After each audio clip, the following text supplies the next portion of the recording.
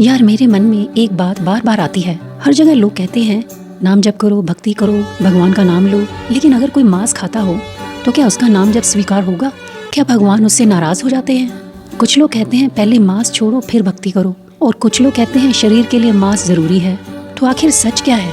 क्या मांस खाने वाला भी सच्चे मन से भगवान का नाम ले सकता है? जय श्री कृष्ण। आज हम एक ऐसे प्रश्न के ऊपर बात करेंगे जो बहुत सारे लोगों के मन में होता है। क्या मांस खाने वाले भी नाम जप कर सकते हैं? जवाब है हाँ, बिल्कुल कर सकते हैं। भगवान का नाम लेने के लिए कोई शर्त नहीं है। अगर भगवान सिर्फ अच्छे लोगों को ही अपनाते तो हम में से शायद कोई भी उनके पास नहीं पहुंच पाता। भगवान हर उस व्यक्ति को अपनाते हैं जो सच्चे मन से उनकी ओर एक कदम बढ़ाता है। लेकिन फिर एक प्रश्न उठता है कि अगर मांस खा के नाम जप किया जा सकता है तो संत और महात्मा मांस छोड़ने की सलाह क्यों देते हैं?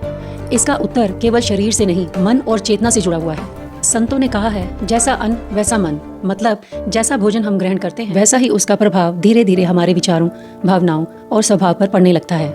नाम जप का उद्देश्य केवल माला पूरी करना नहीं है। नाम जप का उद्देश्य है मन को शांत, स्थिर और भगवान की ओर लगाना। जब मन शांत होता है तभी भगवान का स्मरण गहरा होता है। के लिए सोचिए, हमें चोट लगे तो हमें दर्द होता है, हमें डर लगे तो हम बचने की कोशिश करते हैं, हम जीना चाहते हैं तो क्या पशु जीना नहीं चाहते? क्या उन्हें दर्द नहीं होता? भक्ति का मतलब केवल पूजा करना नहीं होता। भक्ति का अर्थ है हृदय में दया और करुणा को जगाना। जहाँ दया होती है वहाँ हिंसा अपने आप कम होने लगती है। अब एक और बात सुनने को मिलती है कि मांस शरीर के लिए जरूरी होता है। लेकिन जरा रुक कर सोचिए, अगर मांस सच में सिर्फ शरीर की जरूरत है तो जो लोग कभी एक्सरसाइज भी नहीं करते वे मांस किस लिए खाते हैं? क्या सच में जरूरत के लिए या सिर्फ स्वाद के लिए? और अगर बात सिर्फ प्रोटीन की है तो आज प्रोटीन की अनेक शाकाहारी चीजें भी उपलब्ध हैं।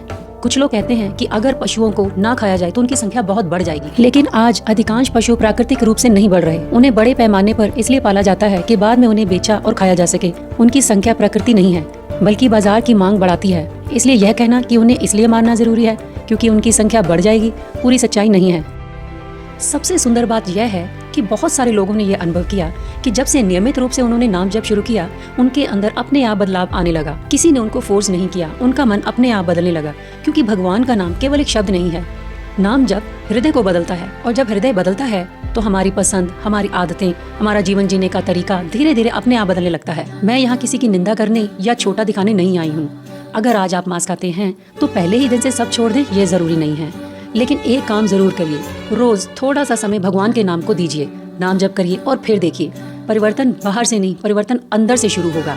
गुरु नानक देव जी ने कहा था, सब में ज्योत ज्योत है सोई, अर्थात हर जीव में उसी परमात्मा की ज्योति है। जिस दिन हम हर जीव में भगवान की झलक देखने लगेंगे उस दिन दया हमारे अंदर किसी नियम से नहीं आएगी बल्कि स्वभाव से निकलने लगेगी। राधे राधे।